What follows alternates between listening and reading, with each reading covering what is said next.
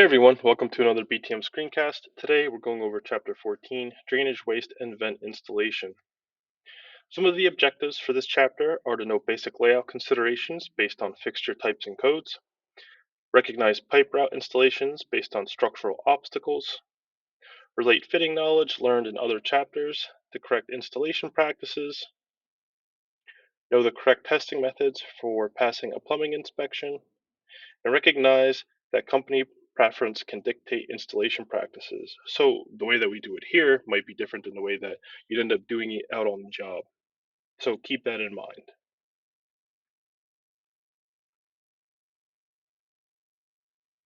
Some of the considerations when laying out are the sewer entry location. So where is that in relation to the side of the house or anything like that? The number of bathrooms. So is it going to be one? Is it going to be two? Is it going to be a bath and a half? The bathroom fixture layout. So where are they in relation to each other? Where is your sink going to be? Where is your toilet going to be? Where is your bathtub going to be? The kitchen sink layout. So where in the house is it located? Right? Is it on an exterior wall, an interior wall? Are you going to have a garbage disposer with it? Is there going to be a dishwasher in the house also? The washing machine layout. So again, this is location in the house. Is it going to be on the rear exterior wall? Is it going to be in the center of the house along an interior wall? Those are all things to consider. Where's the wall in relation to bathroom groups and other fixtures? So what type of wall? Is it going to be a 2x4 wall? Is it going to be a partition wall? Is it going to be a structural wall? Is it going to be made out of 2x6? The direction of the floor joists in relation to what you're installing. So are the joists going to run this way and your pipes can go run in between, or your joists going to run this way and you're going to end up having to cut or notch through? What type of fixtures are you going to be installing, right? Because all of them have specific rough-in requirements. The venting code allowances, if an air admittance valve is allowed or not. The vent terminations, so how many times do we want to go up through the roof? Can we combine them? The scope of work is the total knowledge of the entire project, so that's from start to finish. So if you think about this in terms of a performance assessment on this next one, where we have the materials, the fixtures, and design must be known, we take care of all of those, right?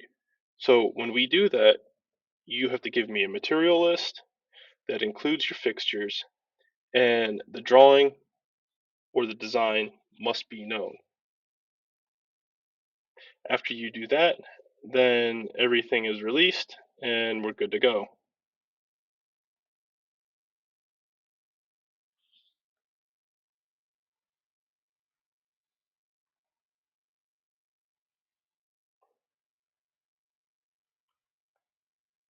So the guest bathroom layout, a bathroom having only a toilet and a sink is known as a half bathroom. Some of you may have this, also known as a powder room.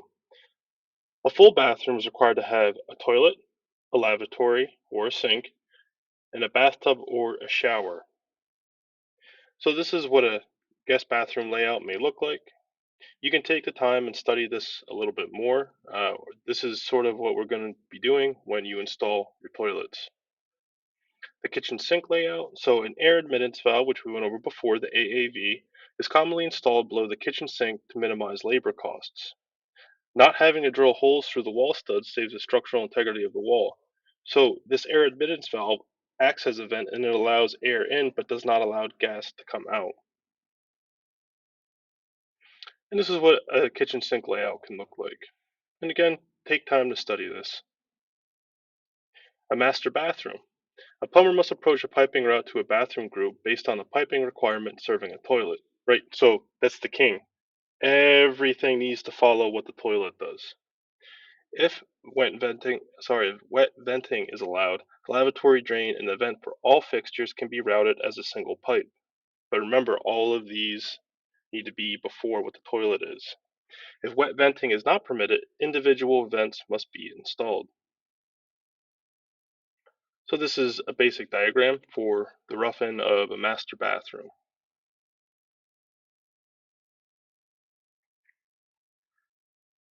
And here's a diagram of the way that that would look.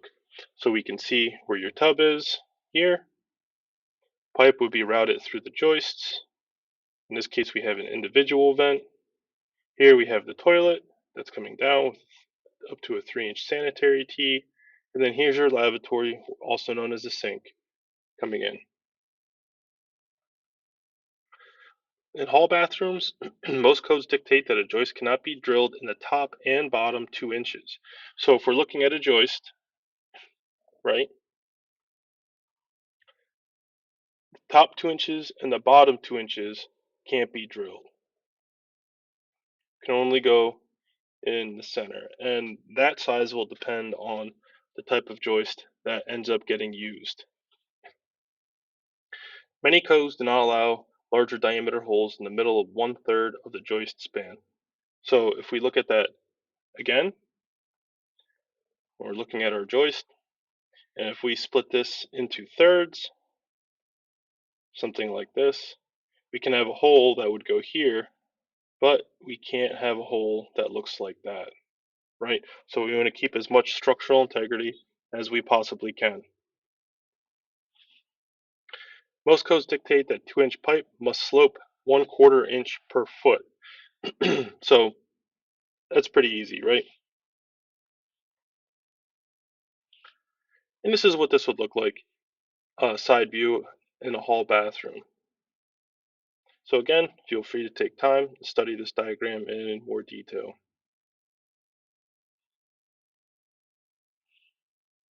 Here's another view of the hall bathroom. And here's a little bit more detail than the previous one, and this includes information that we've learned in previous screencasts.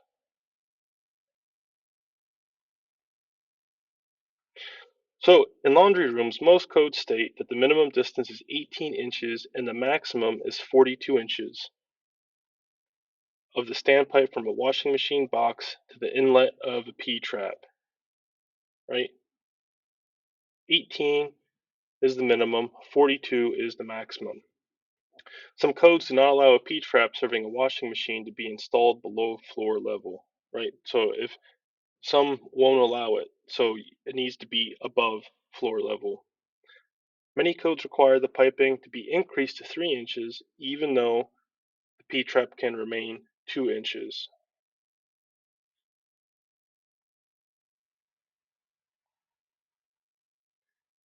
So here's what this will generally look like. In this case, we can see here that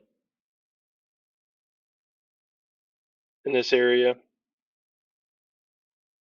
this P-trap ends up being below the floor, so in this area, code allows for that. And then here we have the 18-inch minimum, the 42-inch maximum for the washing machine box. And here you can see that we have the vent coming up, and that will be run all the way to the attic.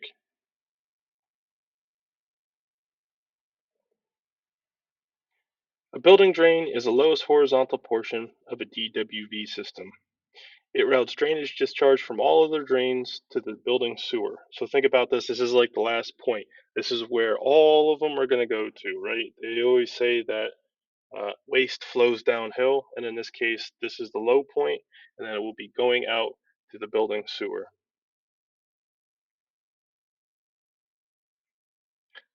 And here's a riser diagram of that. And again, feel free to take time to study it. If you have any questions on it, let me know. A venting system, most codes dictate that at least one vent in a system must be a minimum of 3 inches in size throughout the entire length of that vent. So think about that. It needs to be a 3-inch minimum for the entire length of the vent. The 3-inch vent can be a continuation of a 3-inch or larger drain, and as with any dry vent, it must remain connected to the drainage system in a vertical position until it is at least 6 inches above the flood level rim of the highest fixture it serves. The most common type of roof flashing is manufactured with neoprene, and of course we talk about this with venting because the venting must go up out through the roof. The center portion that the pipe inserts through is flexible and conforms tightly around the vent pipe. Right, we want a watertight seal when our vent ends up protruding from the roof. You don't want the vent to come up and then have water go in and around it because then It's not something that you want, right? What's the point of having a roof if it's leaking? And again, here's a basic riser diagram of the venting system. Feel free to take time to study this. For fixture rough-in, the drainage and vent systems are typically installed before the water piping due to the physical size of the DWV piping being larger and hole size requirements. So I want you to think about this in context of your performance assessments. So the first thing that we're going to do is get our toilet installed, right? And then after we get it roughed in, that's when we're going to run the supply to it. An 1.25 inch pipe is the smallest size allowable in a DWV system. So this would go for lavatories, sinks, but most contractors do not install piping smaller than 1.5 inches. As for toilets, there are two basic variables in the rough-in of the drainage piping relating to the distance from the back wall. The two most common rough-in dimensions are 10 and 12 inches. So this is what you'll be working with when you are installing your toilets. And here's a diagram of what that looks like. And you can see in this area here, they're focusing on the offsets and centering of the drain. This is the closet flange. So this is what your toilet will sit on top of. You can see coming from this wall, it's 15.5 inches to the center. And then from this wall, it's 12.5 inches from center. When we come over and we look at the closet flange installation, here we have one that has a vinyl floor covering, which has almost no thickness.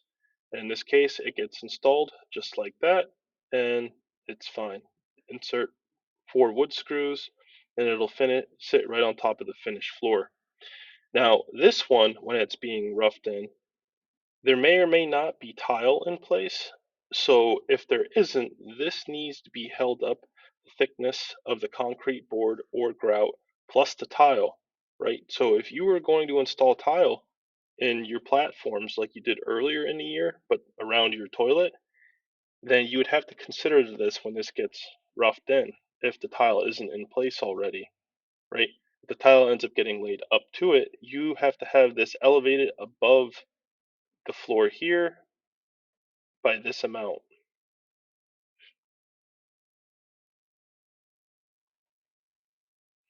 Shower pans, we're not going to get into this too much. If you want to go into more detail on it, let me know and we can cover it. And again, here's the shower pans. Hangers and supports. So band iron is the most popular means of supporting residential DWV piping because plastic piping is very lightweight and band iron increases productivity. Galvanized nails or drywall screws are commonly used to fasten the band iron to the wood structure. So in here, you can take your pick. We either have the iron or we also have the plastic hanger. So this is generally what it's going to look like. Now keep in mind that we need to have our pipes pitched. So when you start from your booth, you're going to have to be at the highest point right underneath your closet flange. And then as it exits out the front, it's going to have to pitch out, right? So if we're looking, and let's say that this is your toilet and this is your floor and your platform, and your pipe comes out, and we're going to have this one here, and then this is going to come out here, and this is going to have to pitch.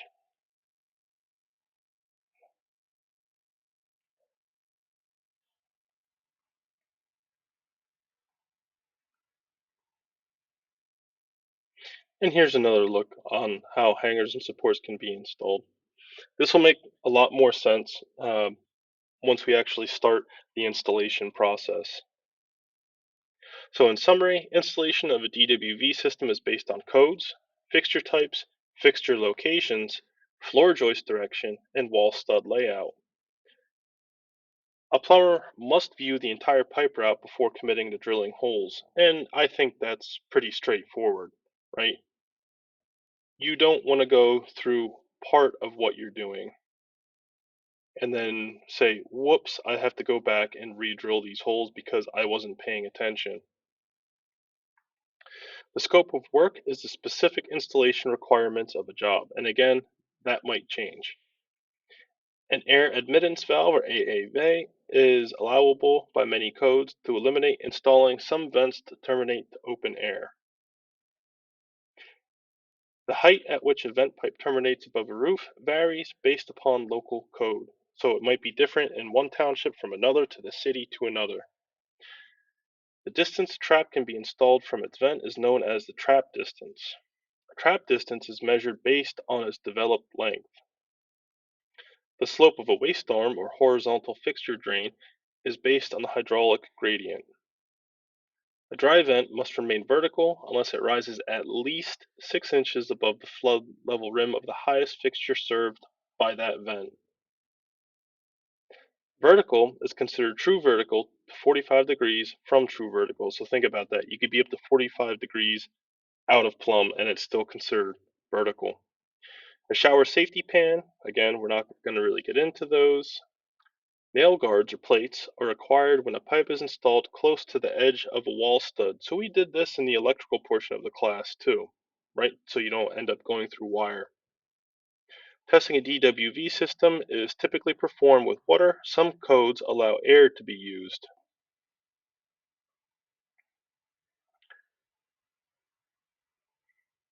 And that's all. If you have any questions, please let me know. All of the questions in your quiz should have been answered within this screencast. Thanks for watching, and I'll see you next time.